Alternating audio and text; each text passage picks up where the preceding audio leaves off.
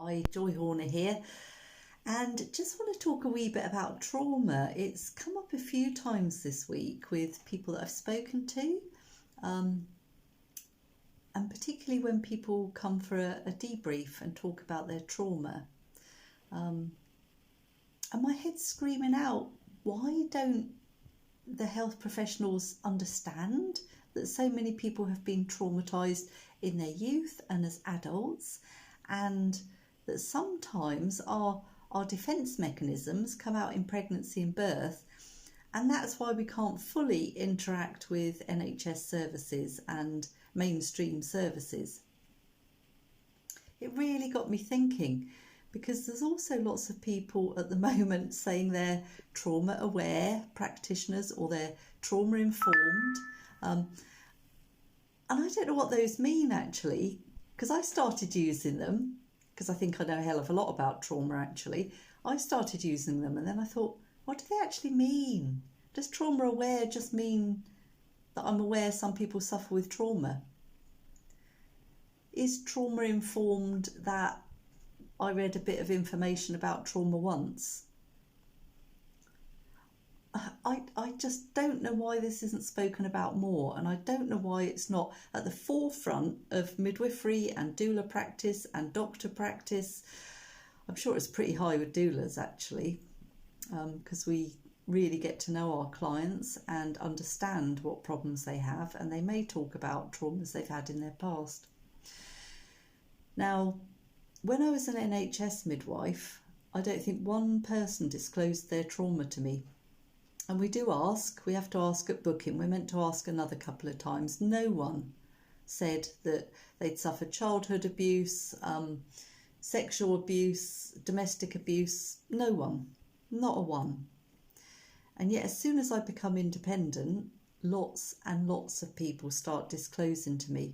And why do you think that is? You know, I haven't become a different person. I'm not asking different questions. It's just that I've got time to listen and I've got time to potentially help those people. And because they've researched me and booked me individually, they probably know that I'm going to be kind to them and I'm going to be listening to their fears, and I'm not going to do anything that's going to trigger previous trauma. Because whether we like it or not, trauma that we've suffered in our past can come up in childbirth, in labour and in birth. Even, there's no holding it back, is there?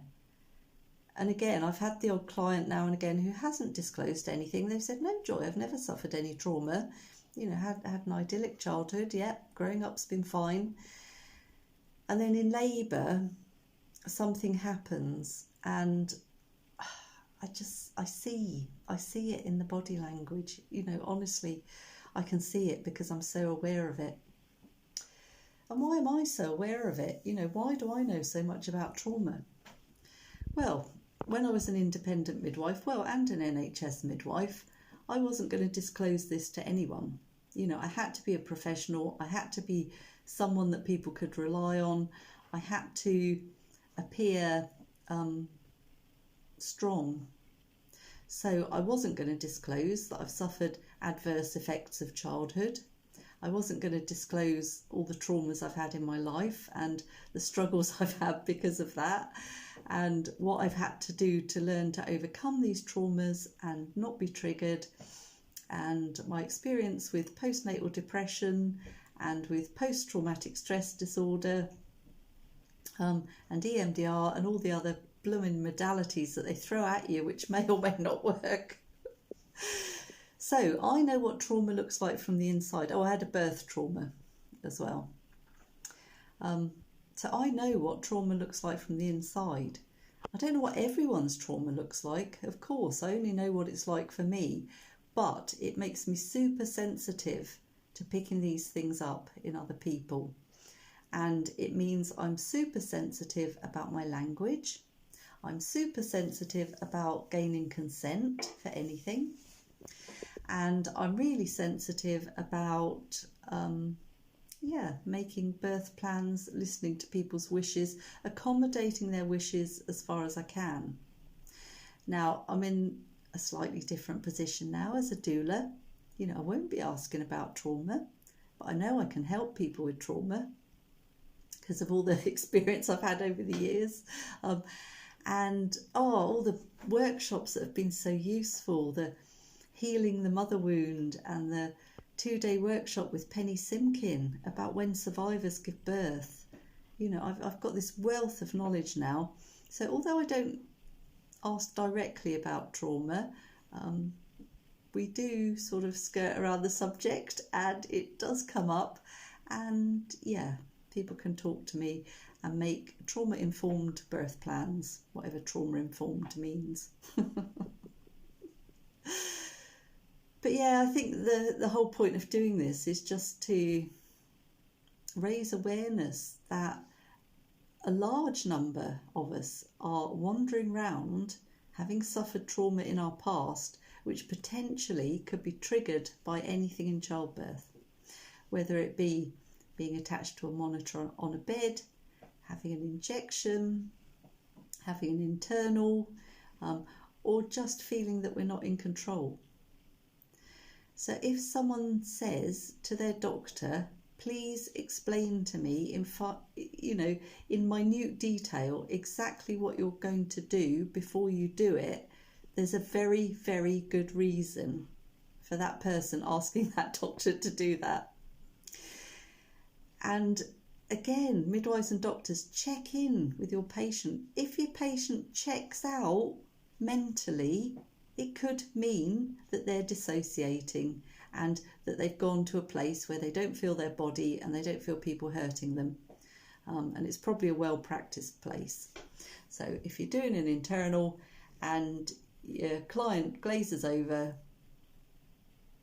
check in with them. You know, is this okay? It won't take much longer. Can I continue this vaginal examination or whatever it is? It's really, really simple. And Penny Simkin, on her 2-day course that she did in the UK, said, how about if all health professionals treat everyone as if they'd had previous trauma? So how would that look? That would look like me saying, hi, my name's Joy, what's your name? How do you like to be addressed? How would you like me to serve you?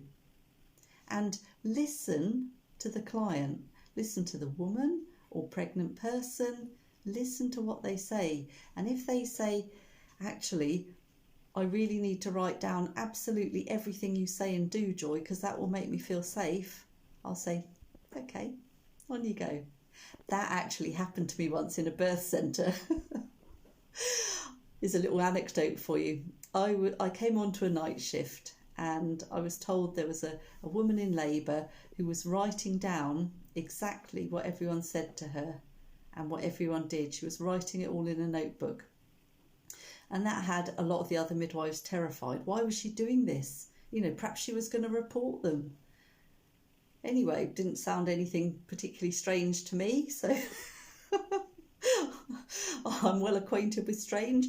So I went in, introduced myself, and I said, I noticed you're writing things down. Why are you doing that? And she said, because I need to write everything down to be able to understand it and make sense of it.